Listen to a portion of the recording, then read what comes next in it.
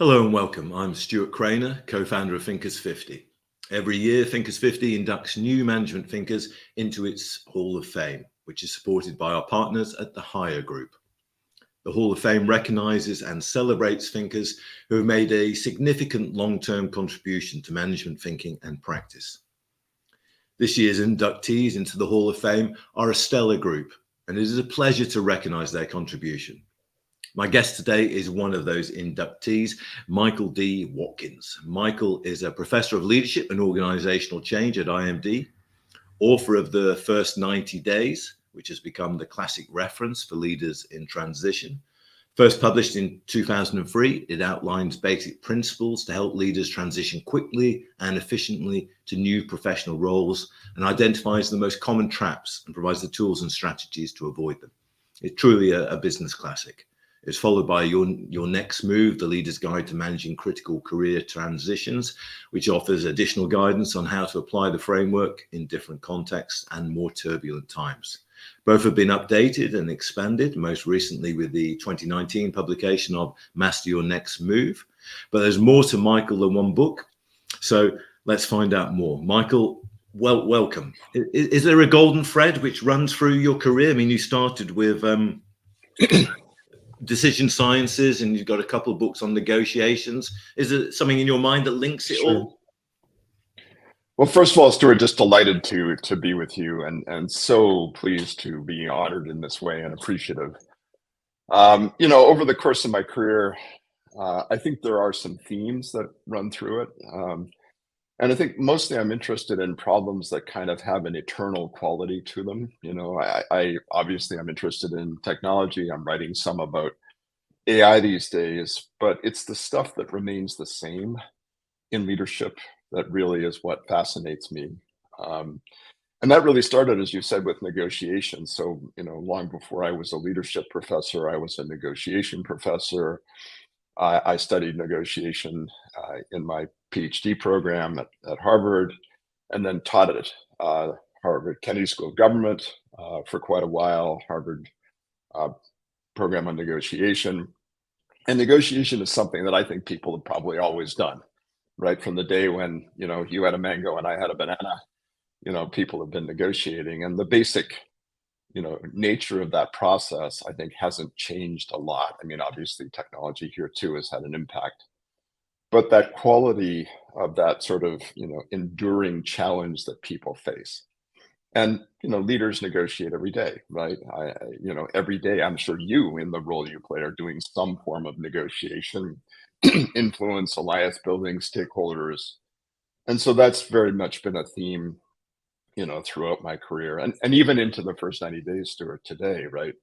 Stakeholders, alliances, influence, it's really pretty essential stuff. So I think, and then if you think about leadership, of course, leadership has changed a great deal with the complexity of organizations and the advances in technology. But there are certain dimensions of leadership that really remain the same, right? Certain tensions you need to manage as a leader of a large organization that have been with us and arguably I think will always be with us. Succession, right? The changing of the guard of leaders, the outgoing king, the incoming king, that process of succession at the top of organizations remains not that different than it has been arguably for centuries, and similarly fraught, right? When you have a shift in leadership. So that would, I guess, would be the core of what I would point to as a common thread through my whole career. But your first degree was in electrical engineering. So it's been yes, everyone makes mistakes. Everyone makes mistakes, right? Well, so I grew up in a very small town in Northern Ontario. My dad worked for the large provincial power utility. It was populated by engineers. I was good at science and math. In those days, we didn't have the kind of guidance that we give young people today about pursuing careers. So, it was kind of, okay, engineers seem to do well. And gosh, Michael's good at, math and science. Michael should be an engineer. And off I went, right? Now, I've never regretted having a technical basis for my in my education. It's always served me well. Even today when I'm doing writing on AI, Stuart, I'm drawing still on modes of thinking that I learned in engineering school. But I very quickly learned that I had very little interest in being an engineer per se, and pretty quickly began to move more in the direction of management and leadership.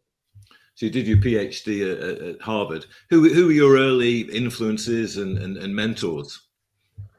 Sure. So it's funny. I was just thinking about this morning because we just came off a retreat for the faculty of IMD last week, and I have the president of IMD, Jean-Francois Manzoni, is an old friend of mine, and we were in the doctoral program together way back when at HBS, and reminiscing a bit about some of those key influences.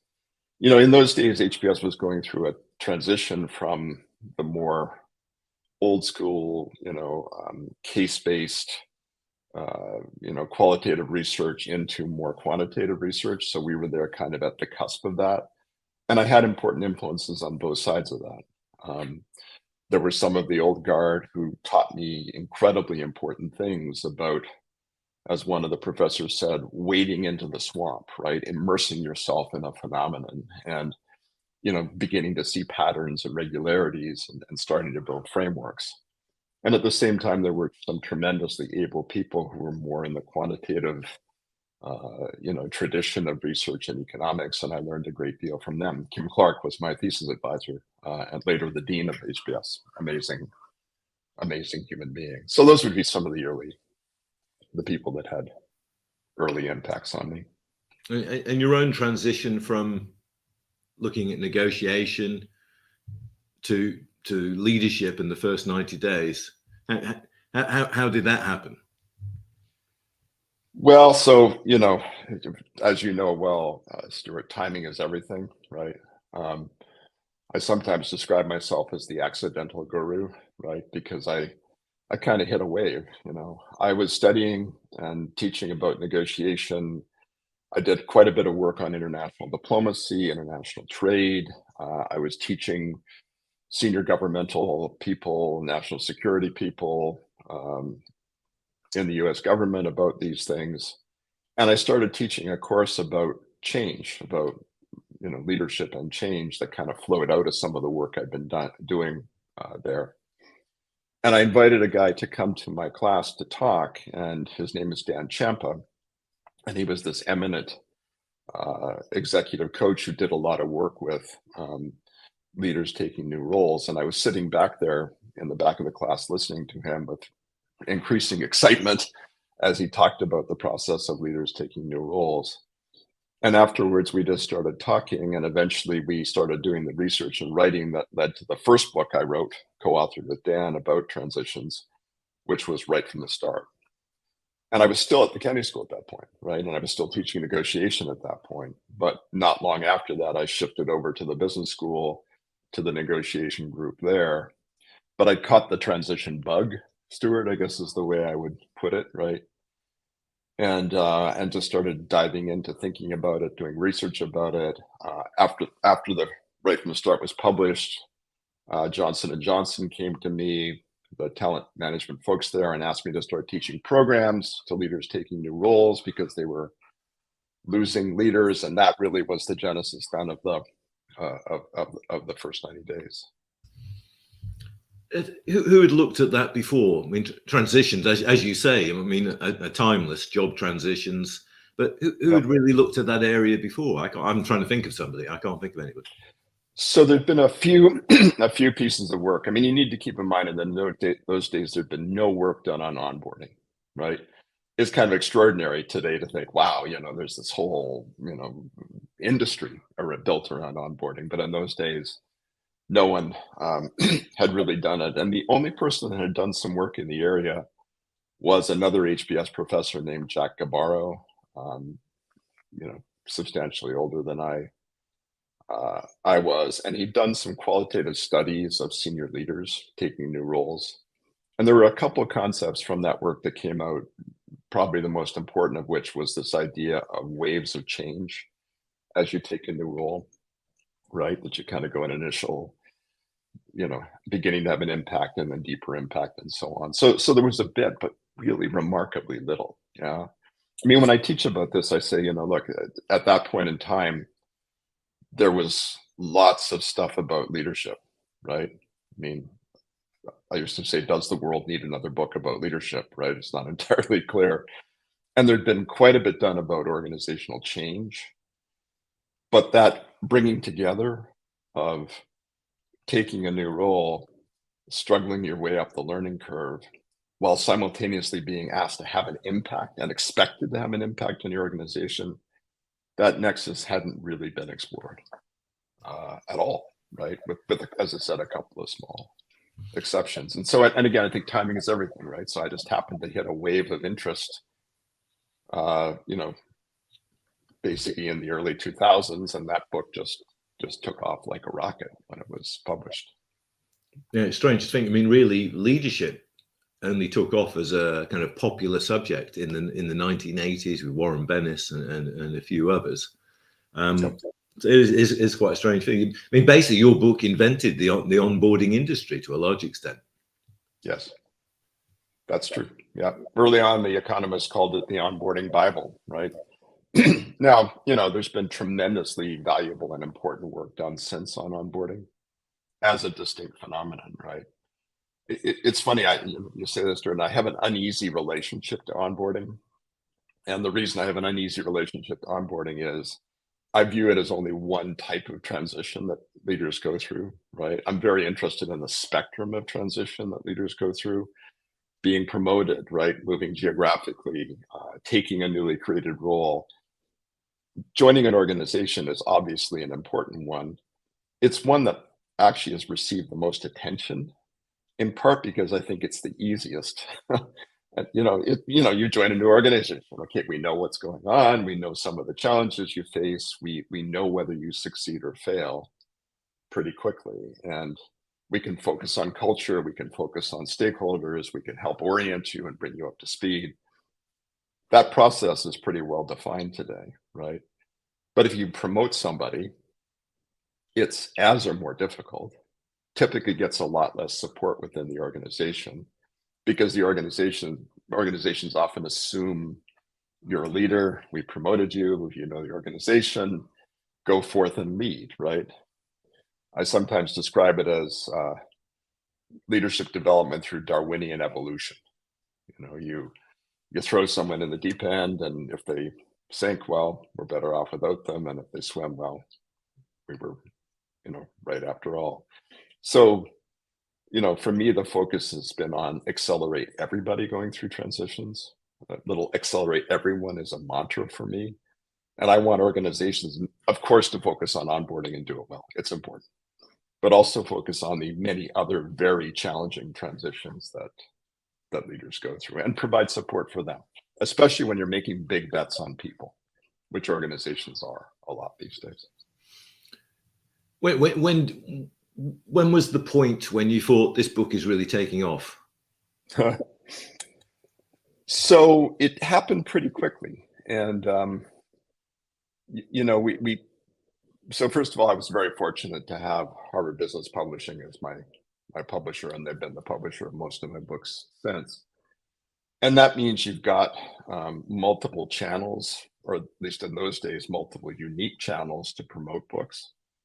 So you had the magazine, you could write articles. They also promote backlist books much more than was typical for business school publishers. I mean, there's a tendency, as I'm sure you know, to kind of toss the seeds onto the soil and see what starts to take root. And if it starts to build momentum, then you pile resource on it to do it. With this book, it I think the right kind of promotion, the right moment. We personally put some resource behind it in the form of what were in those days, the audio, we would call them podcasts today, that were on business class flights. That you probably remember this, Stuart. You could, so we did a little bit of that. Our reasoning that people who are traveling for business might well be in transitions, that may have played a role. It went on what was then the Business Week bestseller list and stayed on for a long time, and that helped build momentum behind the book. So yeah, no, it's just, but I'd love to tell you it was all a master plan and, unrolled perfectly, but not really the case, right? But I think it also just did strike a chord for people because there was this gap, right? There was this green field, as it were, sitting there that hadn't really been explored, and the utility became obvious, I think, to people. Yeah. Yeah, good. So the timing was good. The subject was timeless and universal, but also the book was very practical. The book was practical, and I think, something, I think a compliment that I sometimes get about my writing, and I appreciate, is that it's practical, and it's structured and it's systematic. And I think that probably goes back to, in part, that engineering training, right? I like to think about things in systematic terms. I like to build frameworks. I'm a huge believer in the power of language, right? To solidify people's thinking about things, small frameworks. There's nothing. I always say there's no rocket science here, but there's a set of ideas and frameworks that help people organize chaos, and transitions are inherently chaotic, right? And anxiety provoking. And so having that set of organizing frameworks really helps. Do you think we got better at transitions? I mean, I've spoken to lots of people. Like you talk to John Cotter and his hugely influential work about change and managing change, and Yep. and you think, have we really got better at it? Because there's not really much evidence. And transitions is one of those things that is, as we say, so universal and timeless. Well, for everyone who reads my book, Stuart, yes, I'm kidding. Yeah, obviously. But you've only sold 1.5 million copies, so you've got to. Yeah, I must be doing something right. Yeah. No, so like I think the answer, it's a great question, and I think the answer is a somewhat nuanced one, right? Which is, I see now organizations that do a lot better in supporting the transitions of people going into new roles. I see many organizations that still pay absolutely no attention to it whatsoever, and are still stuck in this kind of sink or swim, or maybe do something with onboarding, but even there, it's kind of more orientation than it is onboarding. And that's a kind of, by the way, I think an important distinction, right? Orientation is me as the organization giving you a bunch of stuff I think is going to be helpful to you, right? Here's the business, here's the mission, here's the vision, here's the org chart, here's the HR policies, But orientation is not enough. The real action is in integration, and how you integrate someone into your organization, and also the role the leader themselves plays, right? The organization, of course, can do some things to help, but the leader has to own the transition. And I've always been a really big advocate of that. Now, I talked to a CEO once, and he told me that the perils of the job were twofold: isolation and ambiguity. And that's what he said he was constantly wrestling with. And your work kind of points to the isolation, certainly, that the CEOs are under scrutiny, but there's a kind of a lack of trusted advisors. There's lots of advisors, but who can they trust? So does isolation and ambiguity kind of sum it up from your point of view, or what more is in the mix? So I think that hits the key pieces, right? I mean, ambiguity. There are qualities of the job today, and probably always, of being a top leader in an organization, that make it really hard, right? There's the complexity, there's the uncertainty, there's the ambiguity, there's the politics of stakeholders and how you navigate through those, wickets. There's culture. The job itself is inherently really, really challenging, especially, I should say, too, but Stuart, for first-time CEOs. I personally love coaching first-time CEOs, because every CEO will tell you that the first time he or she took the role, they thought they were prepared, but they weren't, because there's just such a huge step change in being the person at the top of the organization, as opposed to anything you've done. Now, obviously, there's things you can do that help, but it's still a big challenge. And then there's the where do you go for help piece, right? So that's kind of the challenges, and ambiguity is at the core of it, I think. But there's also the reality that there really are very few people you can safely talk to. right?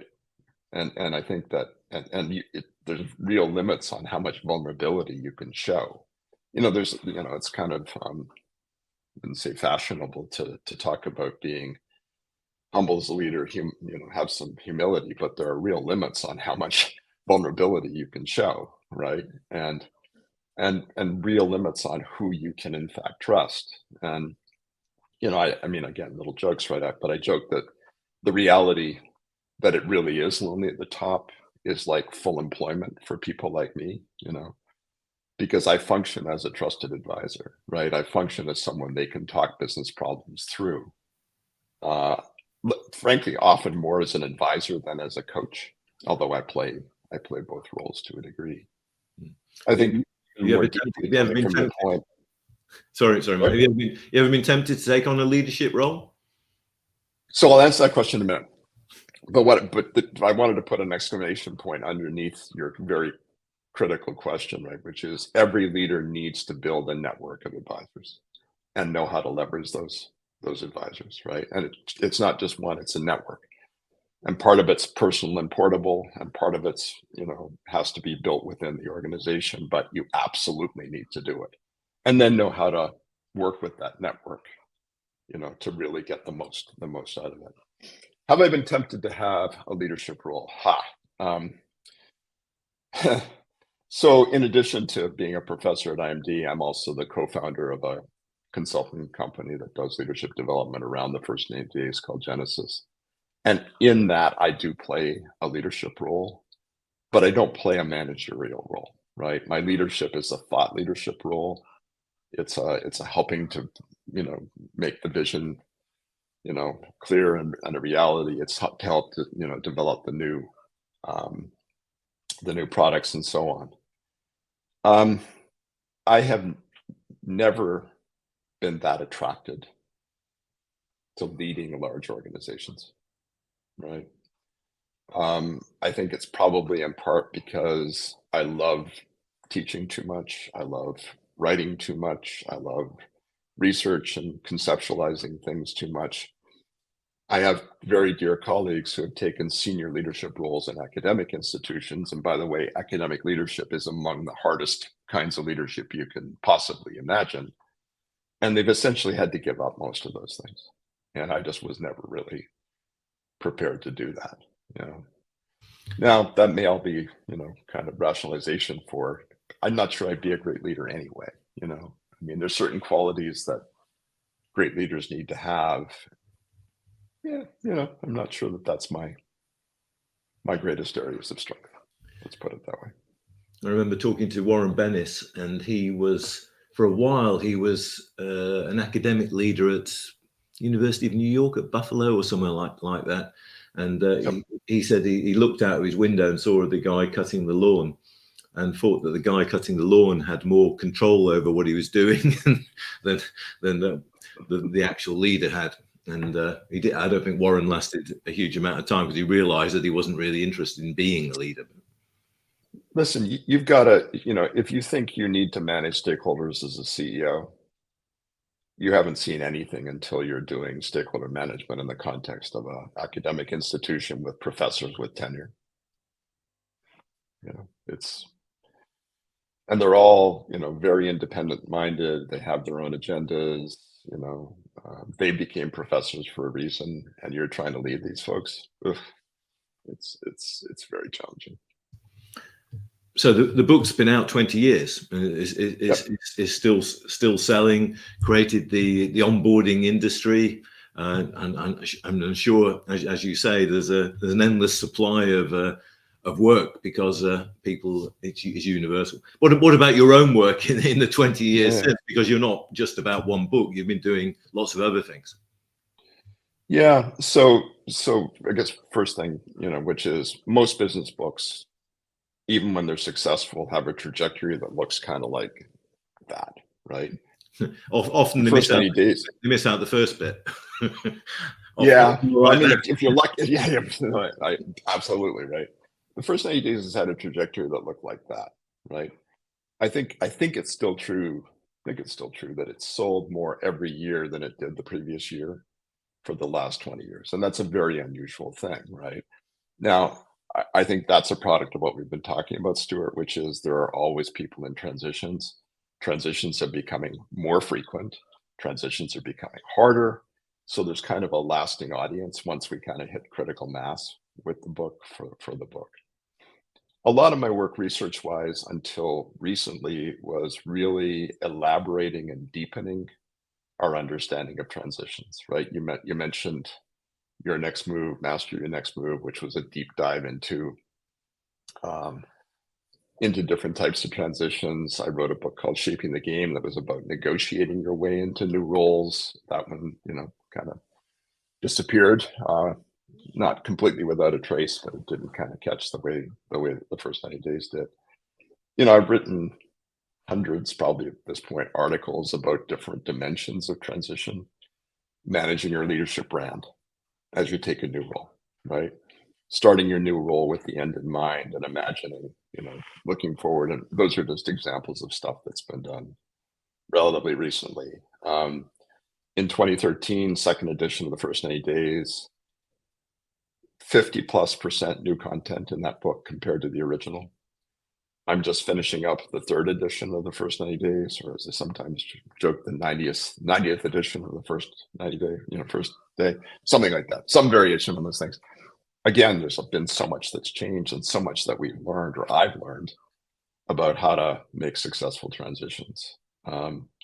So that's been the primary focal points. I've continued to do some work on, negotiation, because I'm interested in it.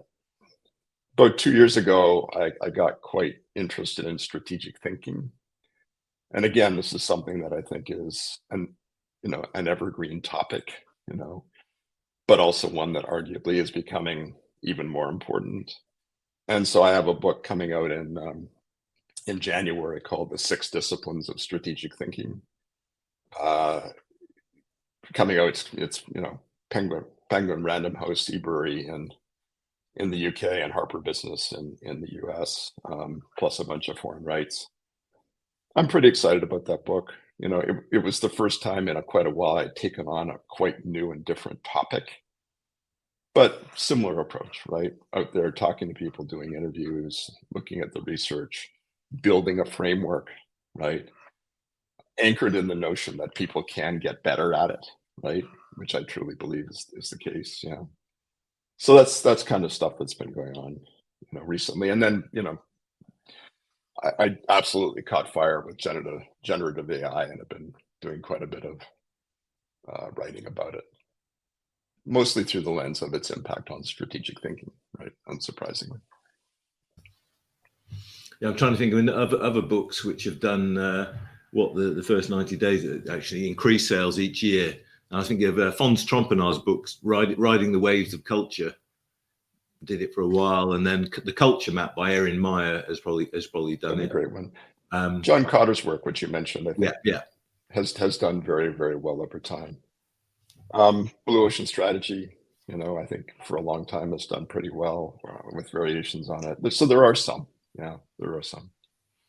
But I think that's why it's so gratifying to get a lifetime award, Stuart, right? Is because this is, there's been a longevity to this work, and I think a theme and an impact over time. There was never this one moment where boom, the fireworks went off and, Michael Watkins superstar kind of emerged, right? It's been a longer and more, persistent and measured process. And that's partly why I'm so grateful for the recognition. And the third edition, or the latest edition of the first 90 days, are the fundamental differences? Are the fundamental things you've learned along the way which have changed? Yeah, I think there's a lot of deepening and nuance to it. So I'll give you an example, right? So what I call the STARS framework, right? Startup, turnaround, accelerated growth, realignment, sustaining success. It's one of the core frameworks that I originally developed for the first edition, but in those days there was only 4, not 5. In the second edition, I added the 5, which the fifth, which turned out to be really important, and kind of rationalized the framework. And in this one, I've gone a lot deeper into, okay, what does that mean for your leadership style, right? How is it that you really need to lead differently in those different scenarios than you did previously? Yeah, would be one example.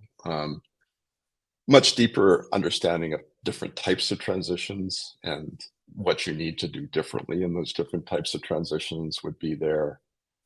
The idea of early wins, right? Deepening that notion beyond just picking a few things to focus on into how do you build credibility early in a new role?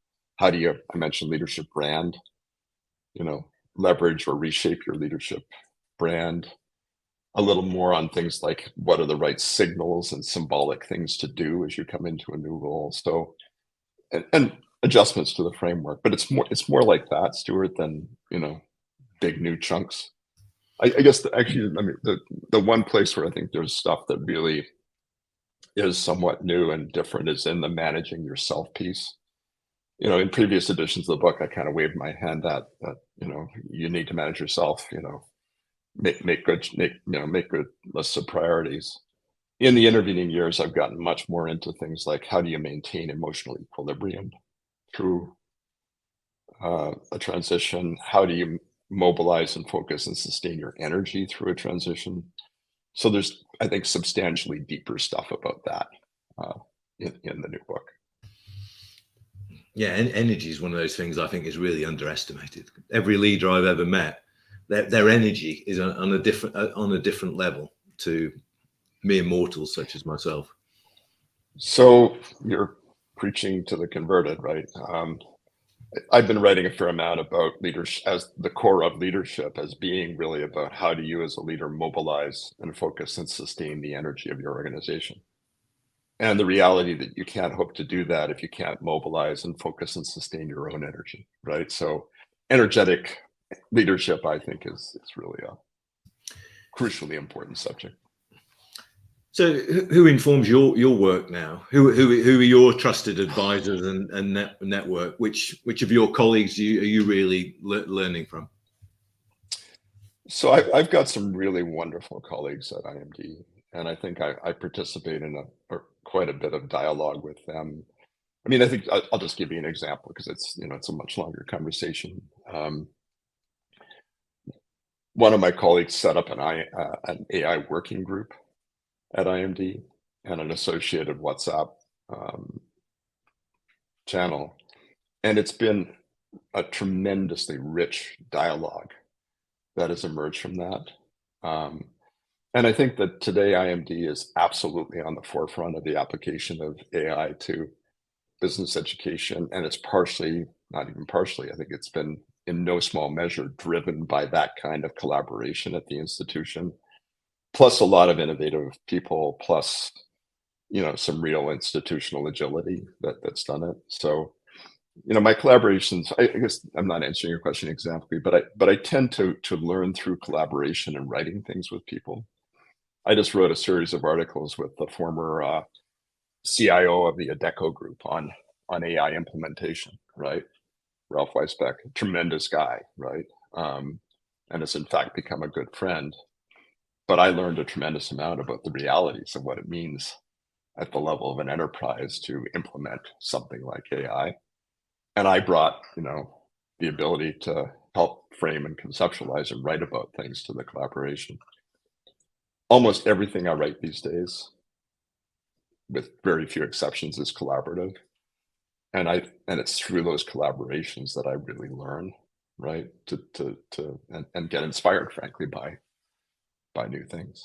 Michael's new book, 6 Disciplines of Strategic Thinking, will be coming out in January 2024. Who's the publisher for that, Michael? Well, I've got a dual publisher this time, which is interesting. Penguin Random House eBury in the UK and Europe, and Harper Business in the US. 6 Disciplines of Strategic Thinking. Check it out in the new year. Michael Watkins, thank you very much. Thank you, Stuart. Great to see you.